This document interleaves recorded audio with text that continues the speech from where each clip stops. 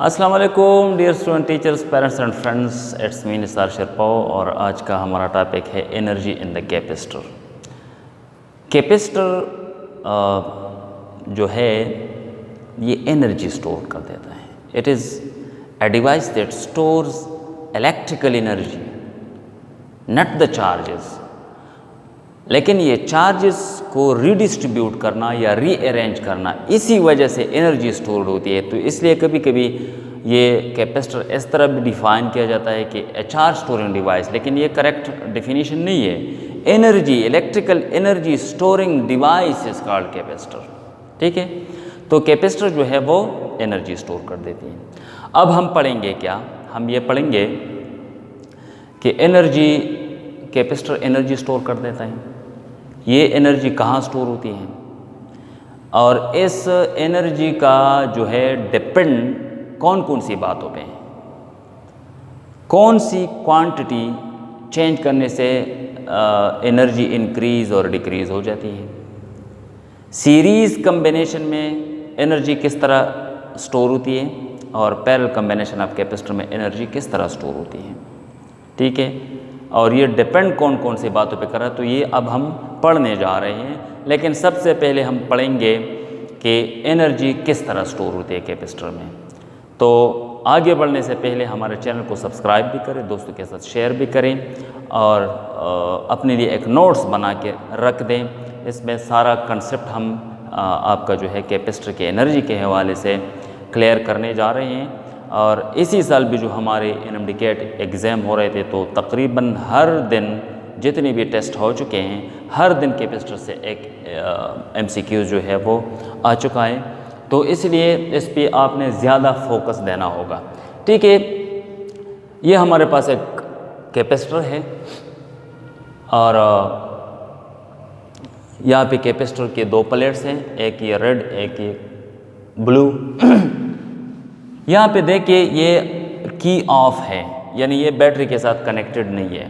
जब की ऑफ है तो इस प्लेट, इस रेड प्लेट की तरफ अगर आप देखें तो रेड प्लेट में पॉजिटिव और नेगेटिव एक ही जगह पे मौजूद है। ठीक है, जितनी भी पॉजिटिव चार्जेस है उतनी ही नेगेटिव चार्जेस हैं, ये यहाँ पे क्लियर है। तो यहाँ पे पॉजिटिव और नेगेटिव जो है इंतहाई क्लोज है। तो कंसेप्ट ये है कि जब भी अपोजिट चार्जेस एक दूसरे के जितनी ज़्यादा करीब हो तो उतनी ही इलेक्ट्रिक पोटेंशियल एनर्जी दोनों की कम हो जाती है। और यही वजह है कि चार्जेस, अपोजिट चार्जेस जो है एक दूसरे को अट्रैक्ट कर देते हैं। तो यहाँ पे इस प्लेट पे अगर आप देखें, जब ये कनेक्ट ना हो तो पॉजिटिव और नेगेटिव एक दूसरे के इंतहाई करीब है। तो मतलब है हम इस तरह कह सकते हैं कि यहाँ पे इलेक्ट्रिकल पोटेंशियल एनर्जी बिल्कुल ही ज़ीरो के बराबर हम लेते हैं। ठीक है, सिमिलरली ये भी एक प्लेट है, ये ब्लू, और उसी मटेरियल का बना है। यहाँ भी पॉजिटिव और नेगेटिव तादाद में सेम है, इक्वल एंड अपोजिट है, क्लोज है। तो इसलिए यहाँ पे भी नेट चार्ज नहीं है, नेट चार्ज नहीं बनता, क्योंकि जितने पॉजिटिव उतनी ही नेगेटिव है। और ये पॉजिटिव नेगेटिव एक दूसरे के इंतहाई क्लोज है, इसलिए यहाँ पे इलेक्ट्रिकल पोटेंशियल एनर्जी जो है इस कैपेसिटर के इस प्लेट पे भी नहीं है और इस पे भी नहीं है। लेकिन जो ही हमने इस की को ऑन की, सपोज ये हमने यहाँ पे कनेक्ट कर दिया, तो अब बैटरी क्या करेगा, नोट कीजिएगा कि पॉजिटिव और नेगेटिव चार्ज को एक दूसरे से जुदा करने के लिए काम करना पड़ता है। Work has to be done when two equal and opposite charges, I means opposite charges आप जुदा करेंगे एक दूसरे से तो काम करना पड़ेगा। ये काम कौन कर रहा है, बैटरी कर रहा है। बैटरी कोई एक्स्ट्रा चार्जेस प्रोवाइड नहीं करता। बैटरी का काम सिर्फ यही होता है कि जितनी भी चार्जेस होते हैं वो रीडिस्ट्रीब्यूट कर देता है। पॉजिटिव को एक साइड पे रख देता है, नेगेटिव को दूसरी साइड पे। तो पॉजिटिव नेगेटिव को एक दूसरे से जुदा करने के लिए एनर्जी लगती है, एनर्जी रिक्वायर होती है। और ये एनर्जी कहाँ से प्रोवाइड होती है, ये बैटरी प्रोवाइड कर देता है। तो अब देखें, ये बैटरी, इसका जो टर्मिनल है, ये टर्मिनल ये हमारे पास पॉजिटिव है और ये जो टर्मिनल है ये हमारे पास नेगेटिव है। अब बैटरी का ये वाला टर्मिनल क्या करेगा, यहाँ इस प्लेट पे, इस रेड प्लेट पे जितनी भी नेगेटिव चार्जेस हैं ये यहाँ से उठाकर इस प्लेट पर लेकर आएगा। तो यहाँ से नेगेटिव चार्जेस सारे गायब, नेगेटिव चार्जेस ख़त्म। तो रेड जो प्लेट है हमारे पास लेफ़्ट वाला, इस पे सिर्फ और सिर्फ पॉजिटिव चार्जेस रह जाते हैं। ठीक है, अब देखो नेगेटिव चार्जेस इधर चले गए, इधर चले गए। यहाँ पे जो पॉजिटिव चार्जेस थे, अगर ये पॉजिटिव चार्जेस सिर्फ प्रोटॉन की शक्ल में हो तो फिर बैटरी के लिए आसानी होती है कि यहाँ से पॉजिटिव चार्जेस को उठाकर यहाँ पर ले आएगा। लेकिन ये अक्सर ऐसा होता है कि ये एटम्स होते हैं, तो इसलिए ये यहाँ से नहीं हटाया जा सकता। तो यही वजह है कि जितनी भी यहाँ पे नेगेटिव चार्जेस आ जाते हैं, यहाँ से बैटरी उठाकर यहाँ पर ले आते हैं, तो क्या होता है वो नेगेटिव इस पॉजिटिव के साथ न्यूट्रलाइज हो जाते हैं। तो ये पॉजिटिव चार्जेस यहाँ से गायब हो जाते हैं। तो इस प्लेट पे पॉजिटिव गायब हो जाते हैं और जो लेफ़्ट प्लेट है इस पे नेगेटिव। तो इसका मतलब है कि बैटरी ने चार्जेस को रिडिस्ट्रीब्यूट कर दिया। रिडिस्ट्रीब्यूट का मतलब है कि पॉजिटिव और नेगेटिव को एक दूसरे से जुदा कर दिया। ठीक है, तो ये जो लेफ़्ट वाला प्लेट है ये पॉजिटिवली चार्ज और ये जो राइट वाला प्लेट है ये नेगेटिवली चार्ज है।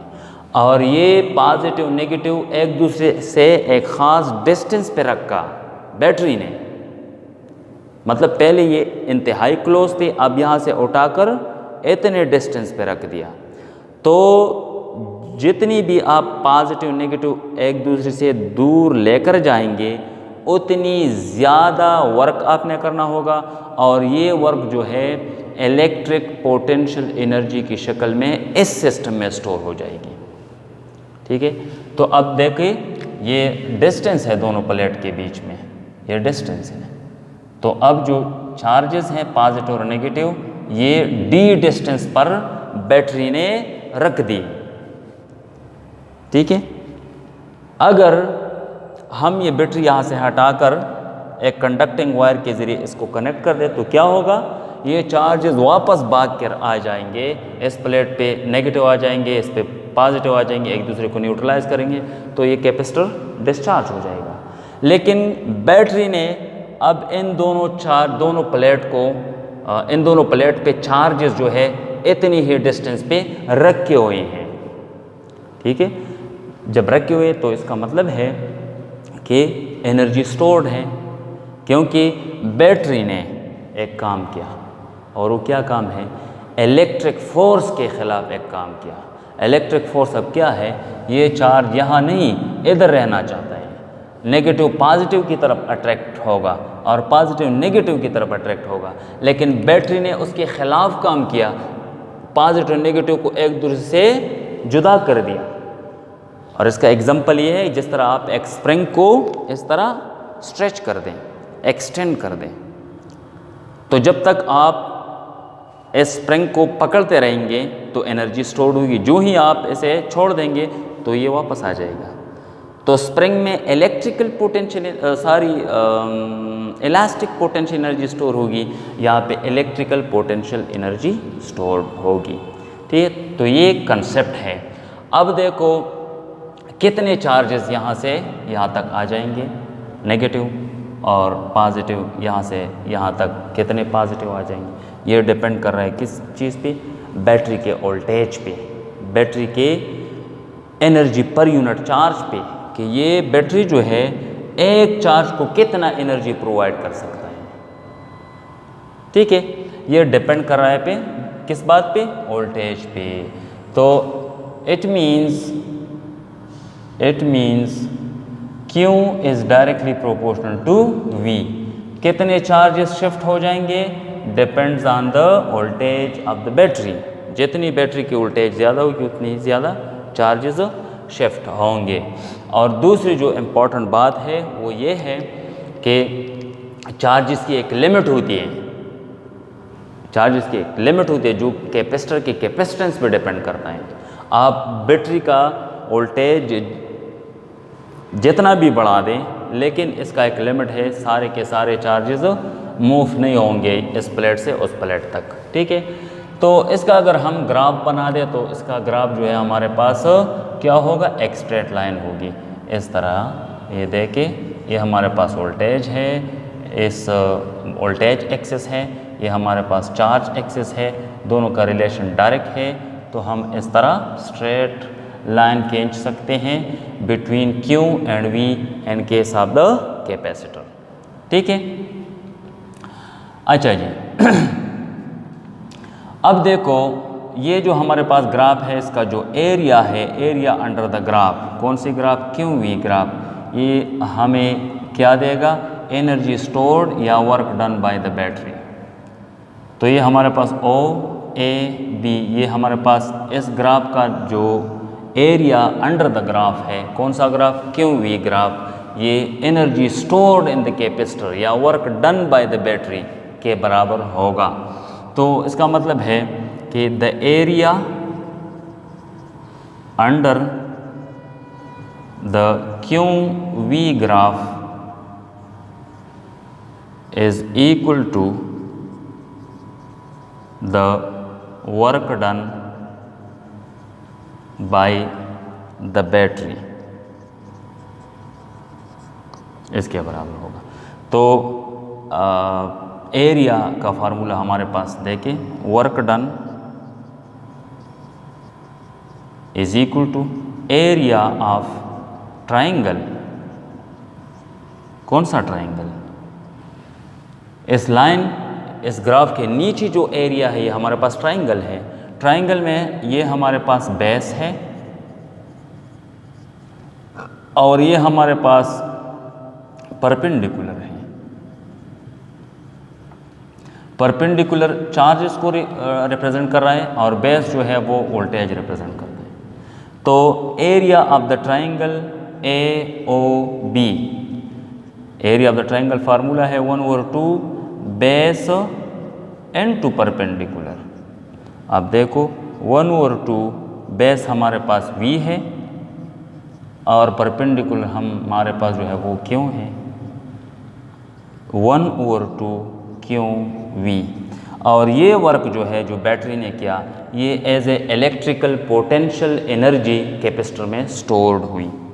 तो इसको हम इस वर्क को रिप्रेजेंट करते हैं बाय इलेक्ट्रिकल पोटेंशियल एनर्जी, इसको हम रिप्रेजेंट करते हैं U से। ये हमारे पास वर्क है जो बैटरी ने किया या एनर्जी है जो कैपेसिटर में स्टोर हुई। अब इसको हम इस तरह भी लिख सकते हैं, इसके दो रिप्रेजेंटेशन और भी है जो कि हम इस तरह लिख सकते हैं, U means electrical potential energy is equal to 1/2 C, इस क्यों की जगह Q is equal to CV, जिस तरह कैपेसिटर का जो इक्वेशन है Q is equal to CV, तो यहाँ पे Q की जगह, इस Q की जगह हम लिखते हैं CV और ये V जो है वोल्टेज ये ऑलरेडी इधर है, तो ये हमारे पास U is equal to 1/2 CV²। ये एक रिप्रेजेंटेशन है, ठीक है। इस तरह भी हम represent in term of energy in term of capacitance, ठीक है। अब इसमें देखिए, इस फार्मूले से हमें जो इंफॉर्मेशन मिलती है वो कौन से इंफॉर्मेशन मिलती हैं, देखिए if V is equal to constant, अगर वोल्टेज कांस्टेंट रहे then U is equal to 1/2 V² into C। V constant, 1/2 वो भी कांस्टेंट है, तो इसका मतलब है U is equal to constant into C। Constant और इक्वेशन को, इक्वलिटी को हम ख़त्म कर दें तो U is directly proportional to C। इसका मतलब है कि जिस कैपेसिटर की कैपेसिटेंस ज़्यादा होती है तो इसका मतलब है वो ज़्यादा एनर्जी स्टोर करेगा। ज़्यादा एनर्जी अब स्टोर करेगा तो ज़्यादा चार्ज स्टोर करेगा, ठीक है। लेकिन कंडीशन ये है कि अगर वोल्टेज कांस्टेंट हो। अब ये बात समझने के लिए कि वोल्टेज कांस्टेंट हो, ये कौन सा कंडीशन होता है, ये पैरेलल कॉम्बिनेशन ऑफ कैपेसिटर्स होता है। जब हम कैपेसिटर्स को पैरेलल कंबाइन कर रहे थे तो सारे कैपेसिटर पे, इससे पहले जो हमारा वीडियो वो पैरेलल कम्बिनेशन ऑफ कैपेसिटर्स पे बना है। तो पैरेलल कम्बिनेशन ऑफ कैपेसिटर्स में क्या होता है, वोल्टेज जितनी भी कैपेसिटर्स सेम होता है अक्रॉस ईच कैपेसिटर। तो इसका मतलब है अगर हम इस तरह दो कैपेसिटर्स ले लें, ये C1 और ये हमारे पास C2 है, दोनों का कैपेसिटेंस डिफरेंट है, इसका C2 है और इसको हमने पैरेलल में कंबाइंड कर दिया इस तरह बैटरी के साथ। ये हमारे पास बैटरी है, इसके साथ हमने कंबाइंड कर दिया। तो ये वाला इक्वेशन हम यूज़ करेंगे, ये वाला। तो इसका कैपेसिटेंस ज़्यादा है, C1 ज़्यादा है, तो मतलब है U1 जो है वो ज़्यादा होगी। C2 इसका चूँकि एरिया से पता चलता है, छोटा मैंने बनाया इधर, तो C2 इसका कैपेसिटेंस कम है, तो इसमें एनर्जी भी कम होगी। तो इसका मतलब है कि if V is equal to constant, अगर V कांस्टेंट हो and C1 is greater than C2, then U1 is greater than U2, यानी energy stored in the first capacitor will be larger greater than the energy stored in the capacitor C2, इसमें ज़्यादा होगी। ठीक है, अब देखिए इसी इक्वेशन को का एक फॉर्म ये है जिसमें वोल्टेज हमने कांस्टेंट लिया और इसको हमने पैरेलल के लिए हम इस्तेमाल कर सकते हैं। अब हम एक और जो है फॉर्म है इस एनर्जी का, वो हम यूज़ करेंगे और उसमें बात ये होगी कि अगर चार्जेस कांस्टेंट हो तो वो किस तरह। देखिए इस इक्वेशन की तरफ आप देखें, इस इक्वेशन की तरफ आप देखें, U इज इक्वल टू 1/2 क्यों V। अब देखिए Q is equal to CV, V को रिप्लेस करना है इधर, तो Q by C is equal to V की जगह लिख के Q by C। U is equal to 1/2, Q already इधर है और V की जगह हमने लिख दिया Q बाई C। अब U is equal to 1/2 Q square divided by C।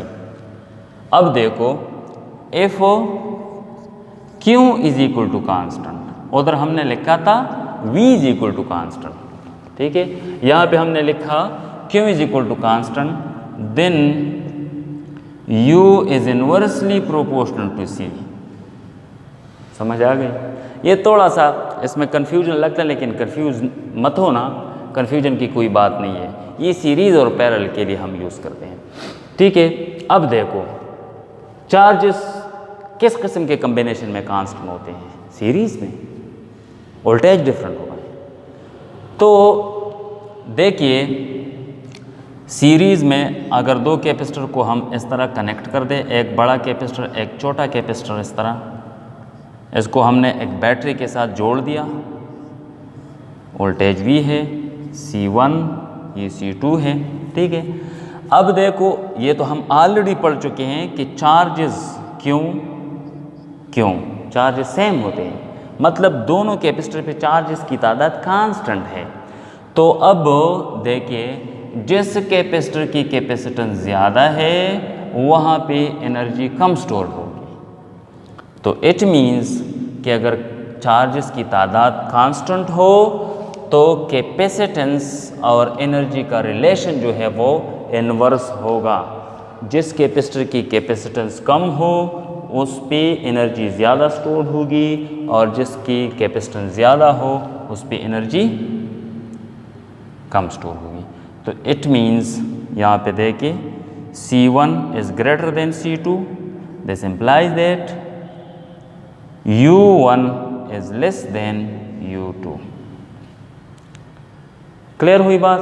ये इक्वेशन हम यूज़ करेंगे सीरीज़ और पैरेलल के लिए।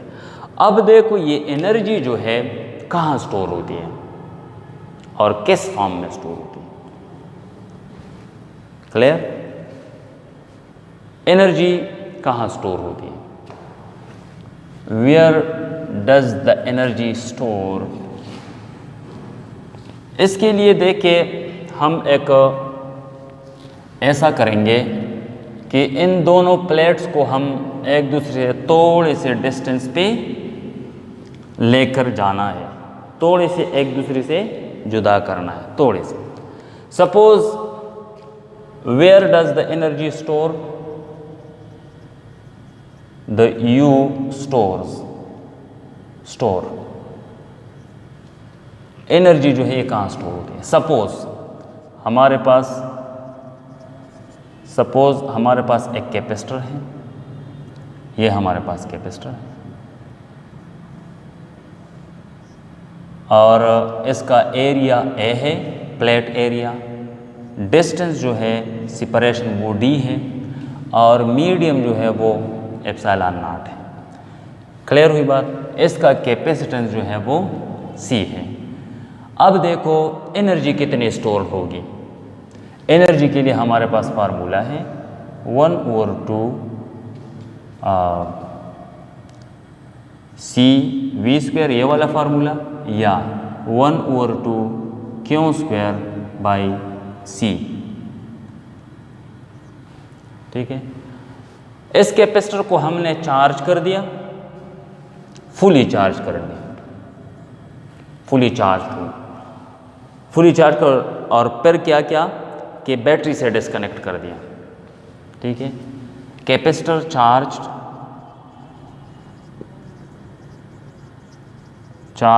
And then disconnected from the battery से डिस्कनेक्ट कर दिया। ठीक है, और फिर क्या किया, इन दोनों प्लेट्स को हमने डी के 2 टाइम्स यानी सेपरेशन 2 टाइम्स कर दिया, जुदा कर दिए दोनों प्लेट को। तो ये तो कॉमन सेंस ही भी बनता है कि ये जो कैपेसिटर है जिसके लेफ़्ट प्लेट पे पॉजिटिव चार्जेस हैं और इसके राइट जो प्लेट है इस पे नेगेटिव चार्जेस है, तो ये पॉजिटिव नेगेटिव एक दूसरे को अट्रैक्ट कर देते हैं, लेकिन हम अट्रैक्शन के ख़िलाफ़ काम करते हैं, इनको एक दूसरे से जुदा कर देते हैं और इसको हम इन दोनों प्लेट्स को हम रख देते हैं d dash is equal to 2d distance, double of the previous distance पे हमने रख दिया। अब देखो कैपेसिटेंस पे क्या असर पड़ता है? कैपेसिटेंस पे चार्ज सेम है, जितने चार्जेस पहले थे, यानी इस तरह बनाते हैं, पहले इस तरह बनाते हैं, 1 मिनट, इस तरह बनाते हैं, ये बैटरी के साथ कनेक्टेड है। ठीक है, कनेक्ट हैं इतने चार्जेस,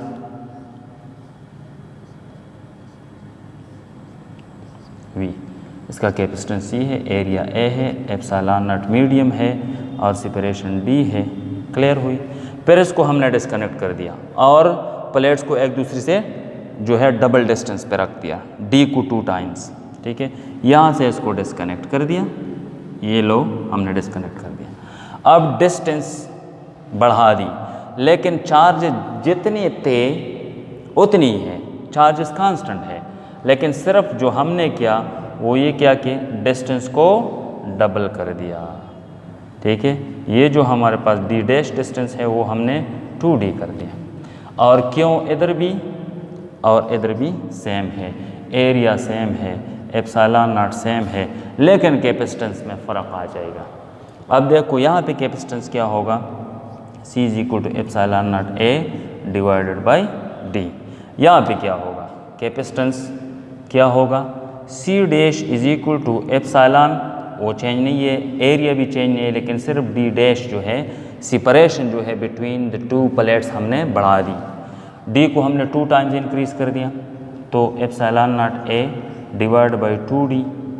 ठीक है, अब ये चीज़ जो है ये C के बराबर है, तो डिस्टेंस को डबल करने से कैपेसिटेंस हाफ रह जाता है।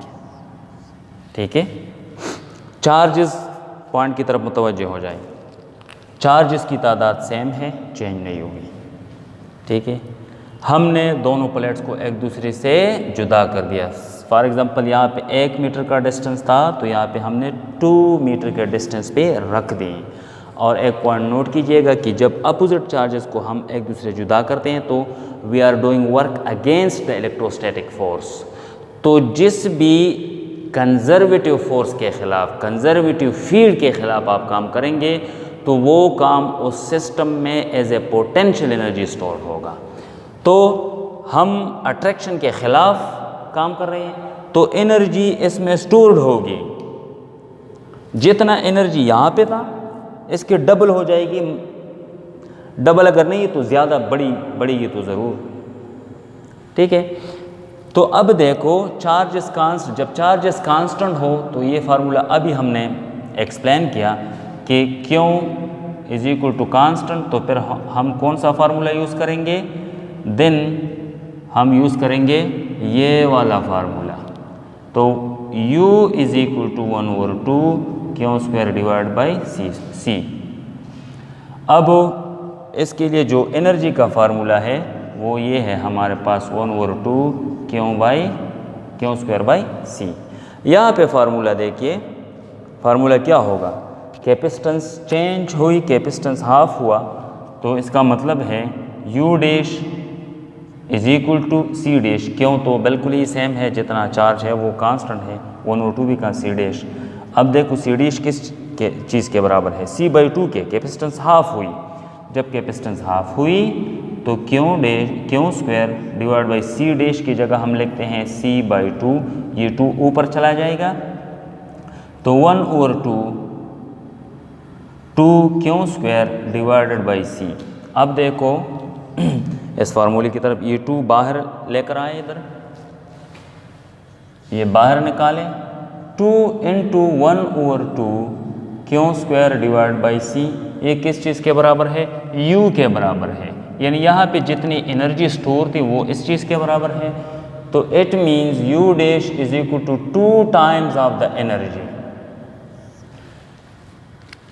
अब मुतवज्जे हो जाए, ठीक है, हमने क्या किया, सिर्फ और सिर्फ ये डिस्टेंस बढ़ा दी, बाकी हमने कुछ नहीं किया। चार्जेस की तादाद same, area same, medium same, सारी बातें सेम, ठीक है, लेकिन हमने एक इलेक्ट्रोस्टैटिक फोर्स के ख़िलाफ़ काम किया तो एनर्जी 2 टाइम हो गई। जब डिस्टेंस यानी कैपेसिटेंस को हमने 2 टाइम डिक्रीज़ कर दिया तो एनर्जी 2 टाइम इंक्रीज़ हुई। इसका मतलब है जस्ट लाइक हम एक स्प्रिंग को इस तरह खींचते हैं तो इसमें एनर्जी स्टोर होती है। अब देखो हमने जो चेंज लाई वो कौन सा चेंज, ये जो दोनों प्लेट्स के बीच में जो मीडियम का वॉल्यूम है, हमने इस वॉल्यूम को बढ़ा दिया। यहाँ पे थोड़ा सा वॉल्यूम है रहता है दोनों प्लेट के बीच में, यहाँ पे ज़्यादा वॉल्यूम रहता है, वॉल्यूम ज़्यादा हमने बढ़ा दिया तो दोनों प्लेट्स के बीच में वॉल्यूम बढ़ने से, वॉल्यूम डबल होने से एनर्जी डबल हुई। तो इसका मतलब है कि ये जो एनर्जी स्टोर होती है कैपेसिटर के प्लेट्स के बीच में, ये प्लेट्स पे नहीं होती, ये प्लेट के बीच में जो मीडियम होता है, जो वॉल्यूम होता है, उस वॉल्यूम में स्टोर हो जाती है। ठीक है, तो दैट इज़ वाई हम इस तरह लिख सकते हैं कि इधर देखें, hence the energy stores in the volume of the medium between the plates। Clear हुई बात। अब देखो हम ये इक्वेशन लिखेंगे, ये वाला। अब देखो u is equal to 1/2 CV²। C क्या है, कैपेसिटेंस है, V क्या है, वोल्टेज है, C हमारे पास 1/2 C हम इस तरह लिखते हैं ε0A डिवाइडेड बाई D, ये हमने लिखा C की जगह। और हमको पता है कि E is equal to V/D के बराबर है। ठीक है, तो V is equal to E into D, यहाँ पे हम लिखते हैं E इंटू D और स्क्वायर। तो 1/2 ε0A divided by D into E² into D square, ये डी स्क्वायर के साथ cancel, 1/2 epsilon nought A D, A और यहाँ पे एक डी रहता है, दोनों इकट्ठे हमने लिख दी, और यहाँ पे E square, A into D, area into distance. देखिए ये हमारे पास प्लेट है, 2 प्लेट्स हैं, ठीक है, ये हमारे पास सेपरेशन है d और ये एरिया है। तो ये a into D, area into distance, ये हमें क्या देता है, ये हमें ये वॉल्यूम देता है, volume of the medium between the 2 plates. Clear हुई बात? तो इस तरह हम लिखते हैं 1/2 epsilon naught volume into E square. Volume किस चीज़ की? Medium between the 2 plates. अब हमने ये देखना होगा कि ये वॉल्यूम जितना भी हो वो तो है, हमने अब ये मालूम करना है कि एक यूनिट वॉल्यूम में, यानी 1 मीटर क्यूब की हम बात कर रहे हैं, यूनिट वॉल्यूम, कि एक यूनिट वॉल्यूम में कितनी एनर्जी स्टोर्ड होती है, इसको हम बोलते हैं एनर्जी डेंसिटी। क्या बोलते हैं? Energy density. तो एनर्जी डेंसिटी ये इधर लिखेंगे energy density,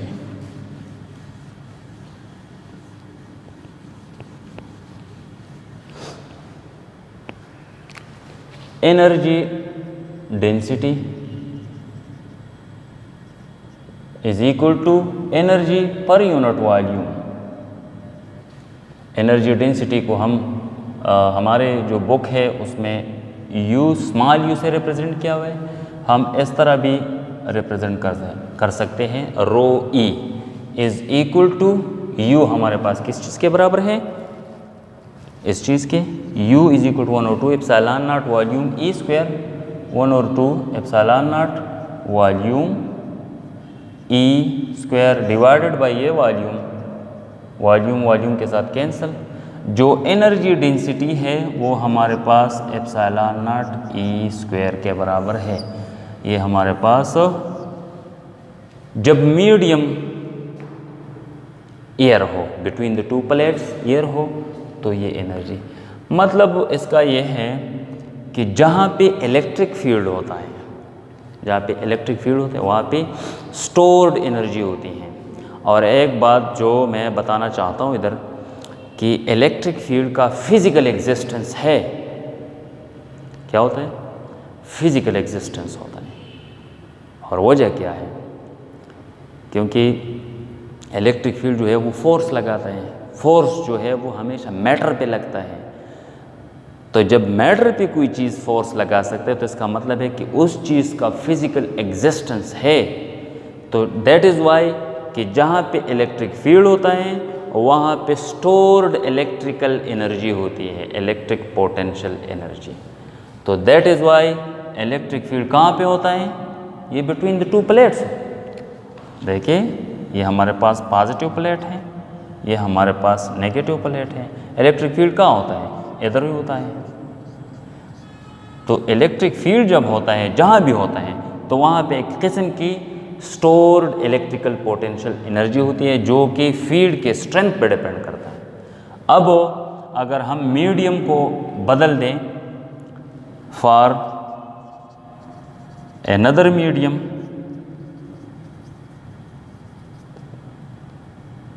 whose relative permittivity is a epsilon r,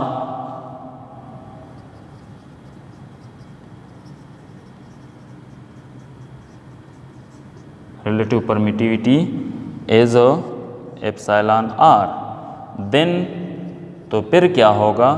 u for the medium, energy density for the medium 1/2 क्या होगा? Epsilon R epsilon naught E square. ठीक है, तो एनर्जी कितनी बढ़ती है जब हम प्लेट के बीच में एक और मीडियम को रख देते हैं, डाइलेक्ट्रिक मीडियम, तो एनर्जी कितनी बढ़ती है? 1, ये एप्सिलॉन जो है ये एप्सिलॉन आर, इसको बाहर इधर लिखें, 1/2 एप्सिलॉन नॉट ई स्क्वायर। ये किस चीज़ के लिए? एयर के लिए है। तो इसका मतलब है कि एप्सिलॉन आर टाइम जो है एनर्जी इंक्रीज़ होगी। यहाँ पे आप के सी यानी डाइलेक्ट्रिक कांस्टेंट भी लिख सकते हैं। तो ये था हमारा टॉपिक। इसके बाद हम पढ़ेंगे, ये टॉपिक ज़्यादा लेंथी हो जाएगी, इसके बाद हम पढ़ेंगे कि energy distribution in series and parallel combination क्या होता है। इस पे क्वेश्चन भी करेंगे। तो अपना ख्याल रखिएगा, हमारे इस चैनल का भी ख्याल रखिए। Thank you for watching.